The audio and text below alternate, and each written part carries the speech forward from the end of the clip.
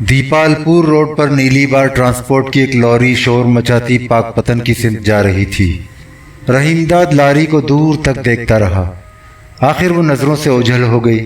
उसने सड़क अबूर की, नशेब में उतरा और आगे बढ़ने लगा। शाम का धुंधलका फैलने लगा। रहीमदाद कहीं ठहरे बगैर चलता रहा। अंधेरा बढ़ता गया। वो हवेली रोड से गुजरकर दीपालपुर तहसील की हुदूद में दाखिल हुआ तो रात हो चुकी थी। रहीमदाद थकन से बेहाल हो रहा था। रास्ता साफ सुथरा और कुशादा था। प्यास लगती तो पीने को नहर का पानी मिल जाता।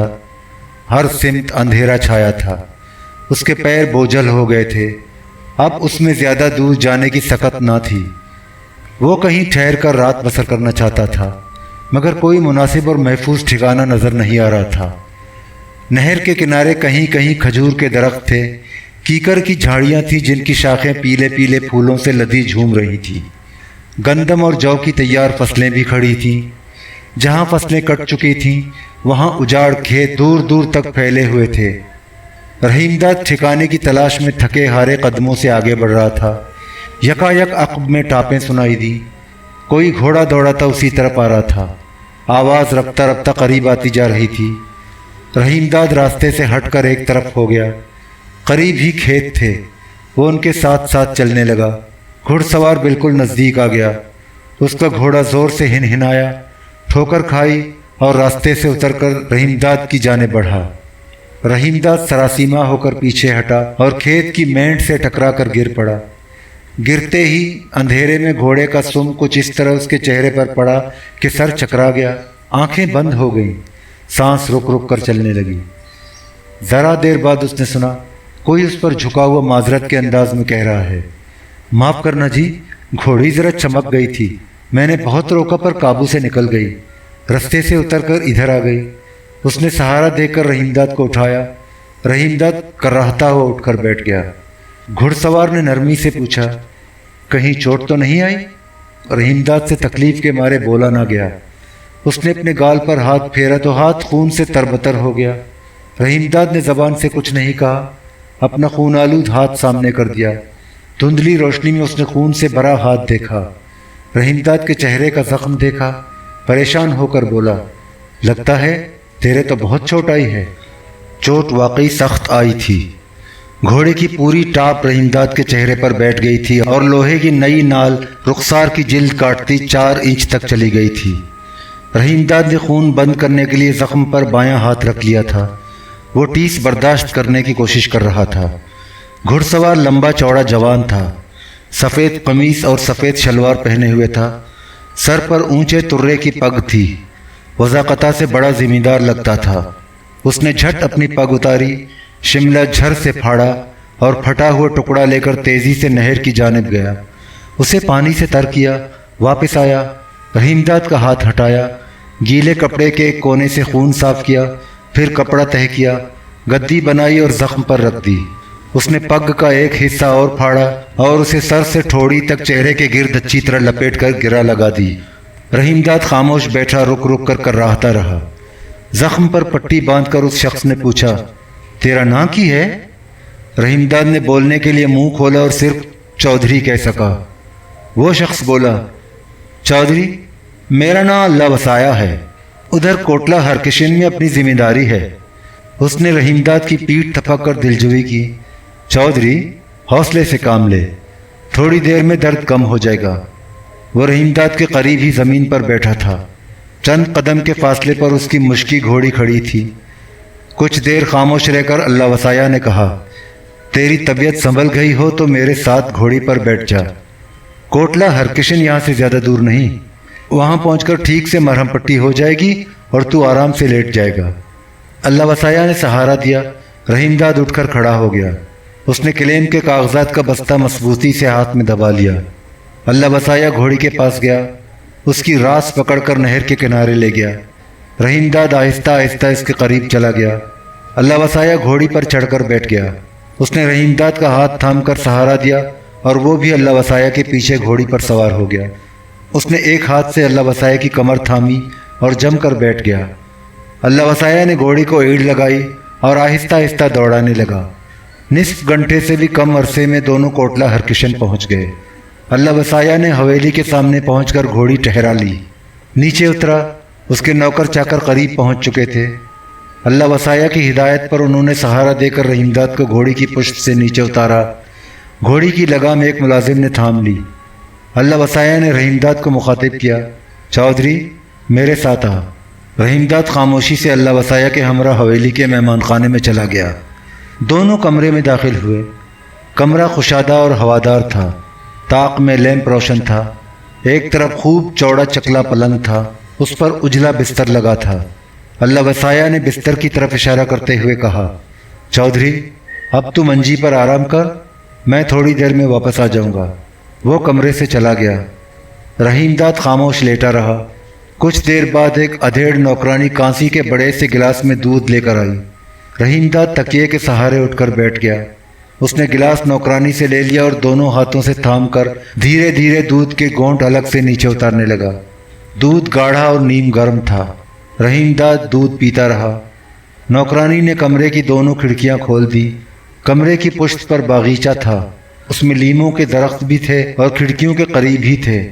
लीमों के दरख्तों में फल आ गए थे और उनकी महक हल्के हल्के झोंकों में रची हुई कमरे के अंदर आ रही थी। दूध पीकर रहीमदाद ने गिलास नौकरानी को दे दिया। वो उसे लेकर खामोशी से चली गई। दूध पीने के बाद रहीमदाद को खासा सुकून मिल गया था।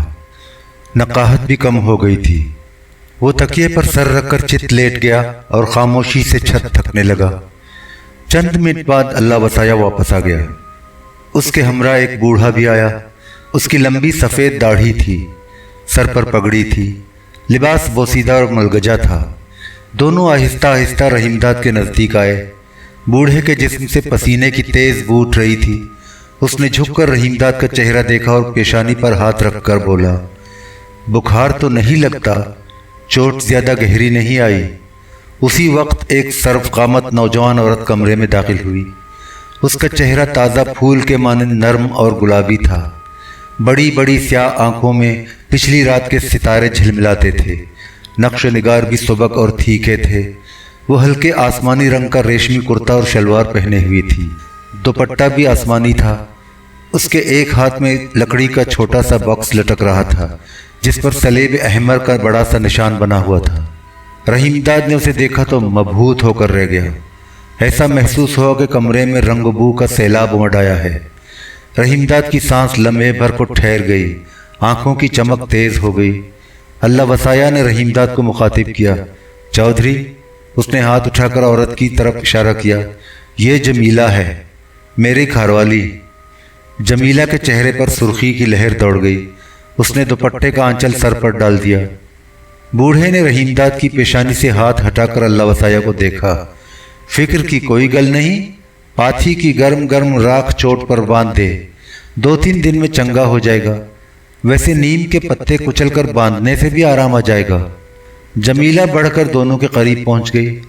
उसने मुस्कुराकर बूढ़े को देखा, बेनियाजी से बोली, बाबे तू अपना कच्चा इलाज रहने दे, मैंने पहले घाव देखना है, उसे देखे बिना कैसे इलाज हो सकता है। अल्लाह वसाया ने नज़र भरकर बीवी को देखा, हंसकर बोली, जमीले तैनो पता है अपना बाबा भी बहुत सियाना और तजर्बाकार है। उसने बूढ़े की दिलजुई की। दूर दूर से बीमार और रोगी उसके पास इलाज कराने आते हैं और चंगे होकर जाते हैं। तेरी घरवाली डॉक्टरनी बन गई है, इसे ही इलाज करने दे। बूढ़े के लहजे में तलखी थी। वो रूठने के अंदाज में जाने के लिए मुड़ा। अल्लाह वसाया ने उसे रोकने की कोशिश की। बाबे किधर चला, मेरी गल तो सुन। बूढ़ा मुंह बिगाड़ कर बोला, जब काम न बने तो मुझे बुला लेना, अभी तुझे मेरी ज़रूरत नहीं है। उसने मुड़कर अल्लाह वसाया की तरफ नहीं देखा, कमरे से निकल गया। जमीला ने बूढ़े की बात पर कोई रद्दअमल जाहिर नहीं किया। उसने कमरे में रखी हुई छोटी सी मेज़ घसीट कर पलंग के करीब की और उस पर अपना फर्स्ट एड बॉक्स रख दिया। अल्लाह वसाया ने इजहार तासुफ किया, जमीले तूने बाबे को नाराज़ कर दिया। जमीला खामोश रही। अल्लाह वसाया बताने लगा, मैंने अपनी पग फाड़ कर चोट पर लपेट दी थी ताकि खून बंद हो जाए। जख्म गहरा आया है, बहुत खून निकल रहा था। बाबा तो चला गया, अब तू ठीक से चौधरी की मरहम पट्टी कर दे। जमीला बदस्तूर खामोश थी। उसने रहीमदाद की पट्टी आहिस्ता आहिस्ता खोली। پٹی خون سے سرخ ہو رہی تھی۔ جمیلہ نے اسے میز پر ڈال دیا، جھک کر دیکھا۔ زخم آنکھ سے 1.5 انچ نیچے ہلال کی شکل بناتا ہوا رخسار کے نشیب میں پھیلتا چلا گیا تھا۔ خون ابھی تک رس رہا تھا۔ اللہ وسایہ نے لیمپ کی روشنی میں رحیم داد کا زخم غور سے دیکھا، پریشان ہو کر بولا، لگتا ہے گھوڑی کا کھرا سیدھا گال پر لگا، خیریت گزری کہ آنکھ بچ گئی۔ رحیم داد آنکھیں کھولے چپ پڑا رہا۔ جمیلہ نے اس کے رخسار پر آہستہ سے ہاتھ رکھا۔ اس کے نرم نرم ہاتھ کے لمس سے رحیم داد کو بڑا سکون ملا۔ جمیلہ نے رخسار کی ہڈی ہولے سے دبا کر پوچھا، چودھری ہڈی میں درد تو نہیں ہوتا؟ رحیم داد نے آہستہ آہستہ گردن ہلائی، مدھم لہجے میں بولا، تھوڑا تھوڑا ہوتا ہے۔ جمیلہ کے چہرے سے پریشانی کا غبار چھٹ گیا۔ وہ زیر لب مسکرائی، لگتا ہے ہڈی میں زیادہ چوٹ نہیں آئی، مجھے اسی کا ڈر تھا۔ گھوڑی کے کھرے سے صرف کھال کھٹی ہے۔ اس نے بکس کھول کر روئی کا گالا نکالا، اسپرٹ سے اسے تر کیا اور دھیرے دھیرے زخم صاف کرنے لگی۔ زخم پر اسپرٹ لگی تو رحیم داد تکلیف سے بلبلایا۔ اس نے کراہتے ہوئے اپنے دانت سختی سے بھینچ لیے۔ جمیلہ نے اس کی تکلیف محسوس کی، تسلی دیتے ہوئے کہا، چودھری حوصلے سے کام لے، تھوڑی دیر میں آرام آ جائے گا۔ وہ اسپرٹ میں بھیگا ہوا گالا زخم پر ہولے ہولے رگڑتی رہی۔ رحیم داد بے چین ہو کر گردن ادھر ادھر ہلانے لگا۔ جمیلہ نے اپنا نرم و گداز ہاتھ اس کی پیشانی پر رکھ دیا۔ رحیم داد نے اپنے چہرے پر جھکی ہوئی جمیلہ کو دیکھا۔ وہ اس قدر قریب تھی کہ رحیم داد اس کے دلکش خد و خال کا ایک ایک خم اور ایک ایک زاویہ دیکھ سکتا تھا۔ وہ حسین اور طرحدار عورت تھی۔ اسے نزدیک اور مہربان پا کر رحیم داد کو بڑی فرحت محسوس ہوئی۔ بار بار اٹھتی ہوئی ٹیس کا احساس بھی کم ہو گیا۔ جمیلہ نے بکس سے ایک شیشی نکالی، اس میں مرکیور کروم بھرا تھا۔ جمیلہ نے اسے روئی پر ڈالا اور روئی آہستہ سے زخم پر رکھ دی، پھر اس پر احتیاط سے پٹی باندھ دی۔ مرکیور کروم لگانے کے بعد جمیلہ نے مسکرا کر کہا، چودھری میں نے تیرے گھاؤ پر لال دوائی لگا دی ہے۔ اس نے ہولے سے اس کا سر تھپکا، چنتا نہ کر، جلدی آرام آ جائے گا۔ رحیم داد چپ پڑا، جمیلہ کا مسکراتا ہوا شگفتہ چہرہ تکتا رہا۔ اللہ وسایہ نے دبی زبان سے اندیشہ ظاہر کیا، جمیلے گڑبڑ کی تو کوئی گل نہیں، تیری مرضی ہو تو سویرے پاک پتن سے ڈاکٹر بلوا لوں یا چودھری کو اس کے پاس لے جاؤں، وہ ٹھیک طرح دوا دارو کر دے گا۔ ویسے تو چنتا کرنے کی کوئی گل نہیں لگتی، گھاؤ زیادہ گہرا نہیں، ہڈی پر بھی چوٹ نہیں آئی، فوری طور پر جو علاج ہو سکتا تھا وہ میں نے کر دیا، رات آرام سے گزرے گی، صبح تک دیکھتے ہیں، طبیعت گڑبڑ ہوئی تو ڈاکٹر کو بلوا لینا یا سرکاری اسپتال لے جانا۔ جمیلہ نے بکس بند کیا، ہینڈل تھام کر اسے ہاتھ میں لٹکایا اور باہر جانے کے لیے تیار ہو گئی۔ اللہ وسایہ نے کلائی کی گھڑی دیکھی، آہستہ سے بولا، 11 بجنے والے ہیں۔ اس نے مڑ کر رحیم داد پر نظر ڈالی، اس کا بازو تھپ تھپایا، چودھری تو اب آرام سے سو جا، گھبرانے کی کوئی گل نہیں، صبح تک چنگا ہو جائے گا۔ وہ کھل کر مسکرایا، تو تکڑا جوان ہے، ایسی چوٹیں تو روز آتی رہتی ہیں۔ رحیم داد نے بھی مسکرانے کی کوشش کی۔ اللہ وسایہ اپنی بیوی کے ہمراہ کمرے سے چلا گیا۔ کچھ ہی دیر بعد ایک نوکر اندر آیا اور میز پر پڑی ہوئی پٹی اور روئی کے خون آلود ٹکڑے اٹھا کر لے گیا۔ کمرے میں خاموشی ہو گئی۔ رحیم داد نے آنکھیں بند کر لی۔ چند ہی لمحے گزرے تھے کہ چاپ سنائی دی۔ اس نے آنکھیں کھول کر دیکھا کہ نوکر کمرے میں داخل ہو رہا ہے۔ اس کے ہاتھ میں پانی سے بھرا ہوا جگ اور گلاس تھا۔ وہ آگے بڑھا اور میز پر جگ اور گلاس رکھ دیا۔ اس نے لیمپ کی لو مدھم کی، رحیم داد کی جانب مڑا، آہستہ سے بولا، میرا نام احمد ہے جی، میں رات کو یہیں رہوں گا، باہر میری منجی پڑی ہے، کوئی کام ہو تو بلا لینا، میں آ جاؤں گا۔ وہ دروازے کی جانب بڑھا اور کمرے سے چلا گیا۔ رحیم داد خاموش لیٹا رہا۔ اس کے رخسار میں رک رک کر ٹیس اٹھ رہی تھی، مگر اس میں پہلی سی شدت نہیں تھی۔ البتہ اس کا جسم جگہ جگہ سے دکھ رہا تھا، کمر اور پنڈلیوں میں سخت اینٹھن تھی۔ اس نے ایک بار پھر آنکھیں بند کر لی، مگر بے چین رہا، نیند نہیں آئی۔ اسے اپنی تکلیف کے ساتھ ساتھ اللہ وسایہ کا خیال آ رہا تھا۔ وہ اسے بہت بھلا مانس لگا۔ کوئی اور بڑا ذمہ دار ہوتا تو اسے رونتا ہوا گزر جاتا، پلٹ کر بھی نہ دیکھتا، مگر اللہ وسایہ نے نہ صرف پگ پھاڑ کر اس کے زخم پر پٹی باندھی، بلکہ علاج معالجے کے لیے اپنی حویلی میں بھی لے آیا۔ اس کی بیوی رحیم داد کو اور بھی زیادہ بھلی معلوم ہوئی۔ وہ جس قدر خوبصورت اور دلربا تھی اتنی ہی زیادہ نیک دل اور ہمدرد تھی۔ اس نے رحیم داد کی پیشانی پر ہاتھ رکھا تو اسے ایسا لگا جیسے زخم سے اٹھتی ہوئی ٹیس گھٹ کر آدھی رہ گئی ہو۔ اس کے لمس کی لذت رحیم داد اب تک محسوس کر رہا تھا۔ رات آہستہ آہستہ گزرتی رہی۔ رحیم داد نے ایک بار اٹھ کر پانی بھی پیا۔ پچھلے پہر اس کی آنکھ لگ گئی۔ سورج طلوع ہونے کے کچھ ہی دیر بعد اللہ وسایا کمرے میں آیا۔ جمیلہ بھی اس کے ہمراہ تھی۔ رحیم داد جاگ رہا تھا مگر اس کا جسم تیز بخار سے بھن رہا تھا۔ اس کے زخمی رخسار پر سوجن تھی اور اس قدر زیادہ تھی کہ ایک آنکھ پوری طرح نہیں کھلتی تھی۔ جمیلہ نے قریب جا کر اس کی یہ کیفیت دیکھی تو اس کے تر و تازہ اور دمکتے چہرے پر پریشانی چھا گئی۔ اس نے جھک کر رحیم داد کی پیشانی پر ہاتھ رکھا، گھبرا کر اللہ وسایا کی طرف دیکھا، آہستہ سے بولی، اسے تو تیز بخار ہے۔ اس نے رحیم داد کا جسم کھیس ڈال کر سینے تک ڈھک دیا۔ اللہ وسایا نے پوچھا، طبیعت کچھ زیادہ گڑبڑ ہے؟ اس نے رحیم داد کا سوجا ہوا چہرہ غور سے دیکھا، منہ پر ورم بھی آ گیا ہے۔ ہاں، جمیلہ بولی، پاک پتن سے ڈاکٹر خان کو بلوا لے۔ اس نے رحیم داد کی جانب ہاتھ سے اشارہ کیا، ڈاکٹر کے پاس اسے لے جانے میں بہت تکلیف ہوگی۔ ان کے جانے کے بعد رحیم داد کراہتا ہوا اٹھا اور پیشاب کرنے کمرے سے باہر چلا گیا۔ واپس آیا تو آہستہ آہستہ ہانپ رہا تھا۔ وہ خاموشی سے بستر پر لیٹ گیا۔ اسے لیٹے زیادہ دیر نہیں گزری تھی کہ احمد دودھ سے بھرا ہوا گلاس لے کر آیا، مگر رحیم داد سے دودھ نہ پیا گیا۔ اس نے بےدلی کے ساتھ نصف سے بھی زیادہ دودھ چھوڑ دیا۔ گلاس میز پر رکھ دیا۔ وہ بستر پر بے چینی سے کروٹیں بدلتا رہا۔ دھوپ کی تمازت بڑھ گئی۔ سورج چڑھ کر بلندی پر پہنچ گیا۔ دوپہر کو ڈاکٹر آیا۔ اس کے ساتھ صرف جمیلہ تھی، اللہ وسایا نہیں تھا۔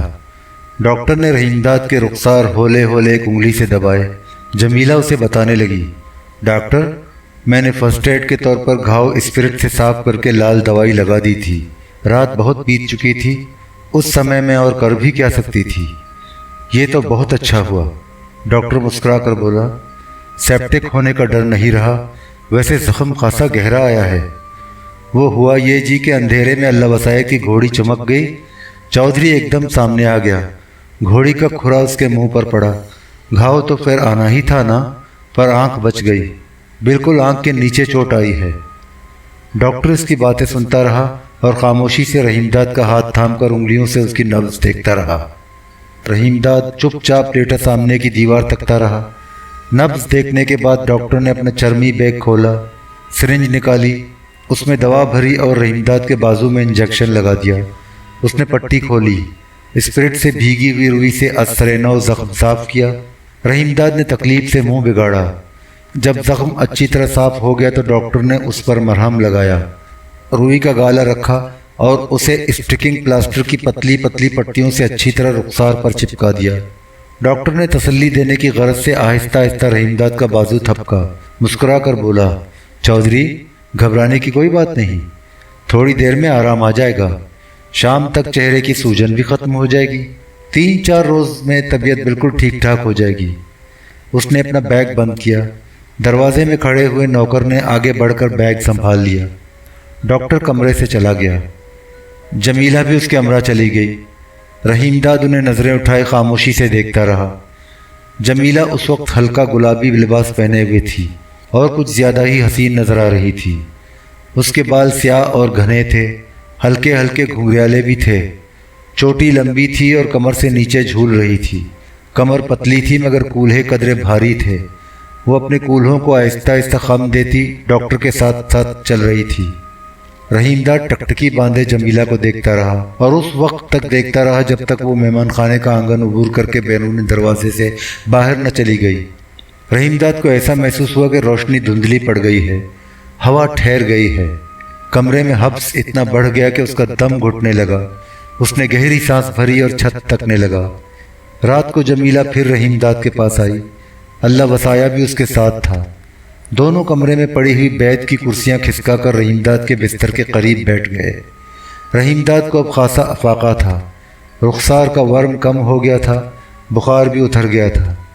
اللہ وسایا نے ہاتھ بڑھایا، رحیم داد کا ماتھا چھو کر مسکراتے ہوئے بولا، چودھری، اب تو تجھے بخار نہیں ہے؟ رحیم داد نے نحیف آواز میں اس کی تائید کی۔ लगता तो ऐसा ही है। चोट में तकलीफ भी पहले से कम है। अब तो तेरी तबीयत कुछ ठीक है, बोल भी सकता है। अल्लाह वसाया ने पूछा, ये बता तेरा पिंड किधर है? मैं चाहता हूँ तेरे घर वालों को खबर भेज दूँ।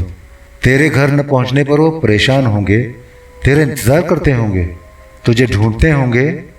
उनको ज़रूर पता चलना चाहिए कि तू यहाँ है। रहीमदाद ने कोई जवाब नहीं दिया। बताता भी क्या?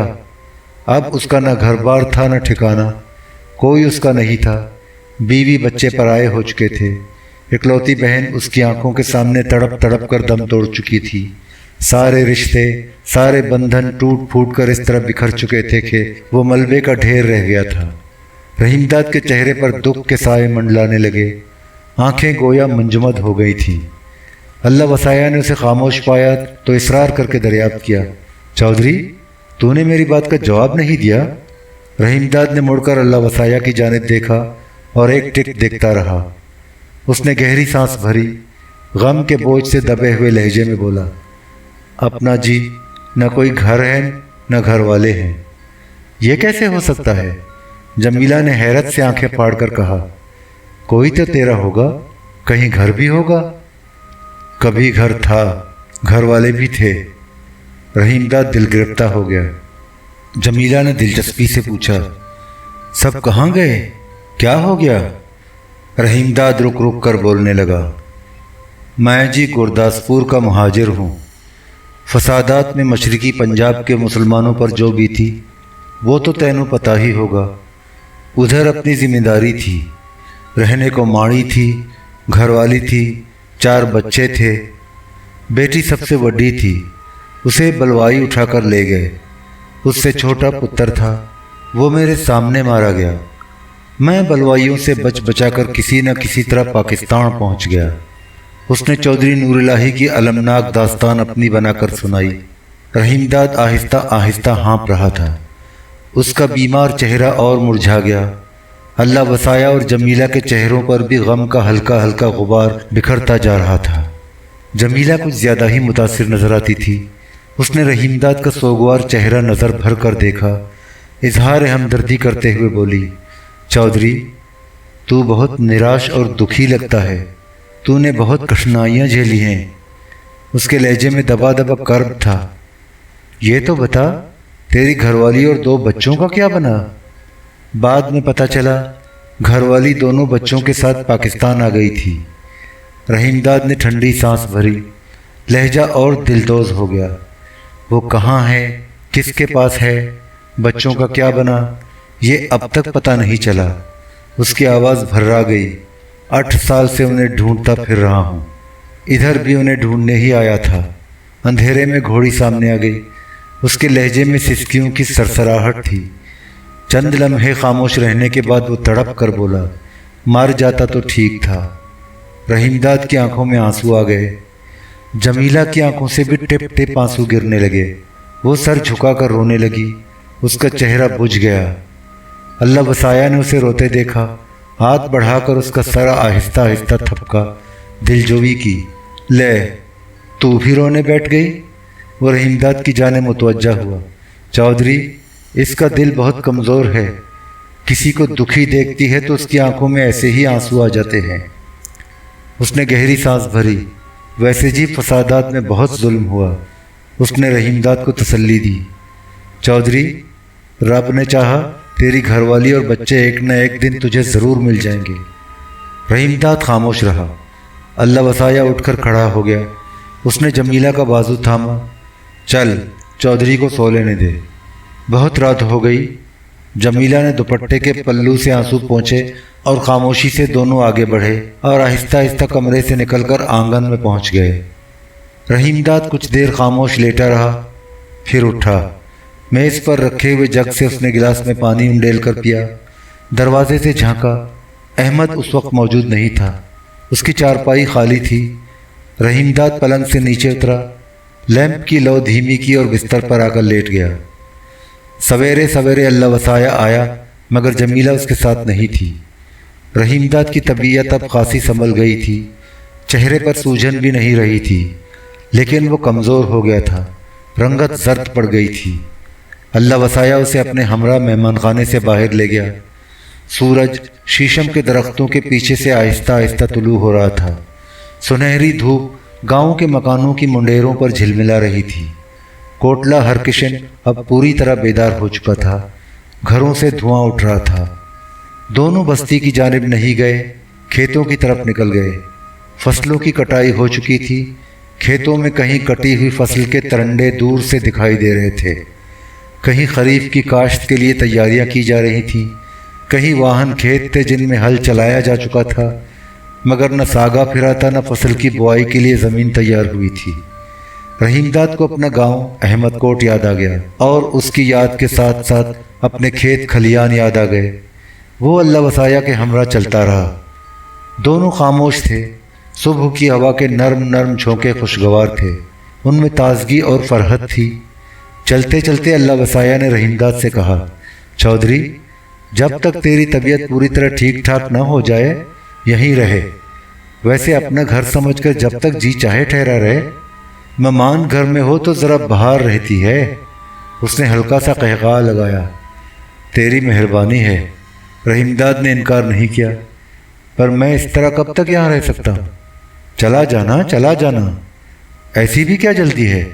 ابھی تو تیری طبیعت بھی ٹھیک نہیں ہوئی۔ دونوں حویلی کے سامنے وسیع میدان سے گزر رہے تھے۔ قریب ہی ایک نیم پختہ عمارت تھی۔ اس کی دیواریں اینٹوں سے چنی ہوئی تھیں، البتہ پختہ چھت کے بجائے چھپر پڑا تھا۔ اندر سے بچوں کی ملی جلی آوازیں ابھر رہی تھیں۔ رحیم داد نے اس طرف اشارہ کرتے ہوئے پوچھا، لگتا ہے یہ تو سکول ہے؟ اللہ وسایا نے تائید میں گردن ہلائی۔ ہاں جی، سکول ہی ہے۔ سرکاری سکول ہوگا؟ نہیں، اللہ وسایا نے بتایا، سرکاری سکول تو یہاں سے 10 میل ادھر تاری والا میں ہے۔ یہ سکول تو جمیلہ نے کھولا ہے، خود بھی پڑھاتی ہے، 2 ماسٹر بھی رکھ لیے ہیں۔ اب تو سکول کو چلتے لگ بھگ 3 سال ہو گئے۔ تیری گھر والی پڑھی لکھی بھی ہے؟ رحیم داد نے حیرت کا اظہار کیا۔ بہت پڑھی لکھی ہے جی، اللہ وسایا نے بتایا، لاہور میں پڑھتی تھی۔ وہ زیر لب مسکرایا۔ جب اس کے ساتھ میرا بیاہ ہوا تو میں بالکل ان پڑھ تھا۔ اس نے سب سے پہلے تو مجھے پڑھنا لکھنا سکھایا۔ ویسے وہ تھوڑی بہت ڈاکٹری بھی کر لیتی ہے، تو نے تو دیکھا ہی ہے۔ ہاں جی، بالکل دیکھا ہے۔ اس رات وہ مرم پٹی نہ کرتی تو زخم سڑ جاتا، پتہ نہیں کیا ہوتا۔ رحیم داد نے اللہ وسایا کی تائید کی۔ میں تو اسے ڈاکٹرنی ہی سمجھا تھا، وہ سب کچھ ڈاکٹروں ہی کی طرح کر رہی تھی۔ اب تو اس پر پنڈ میں ڈسپنسری بنانے کی دھن سوار ہے، پر کوئی ہوشیار ڈاکٹر ہی نہیں ملتا۔ چھوٹا موٹا علاج تو وہ خود ہی کر لیتی ہے۔ وہ حویلی میں ٹھہرتی ہی کب ہے؟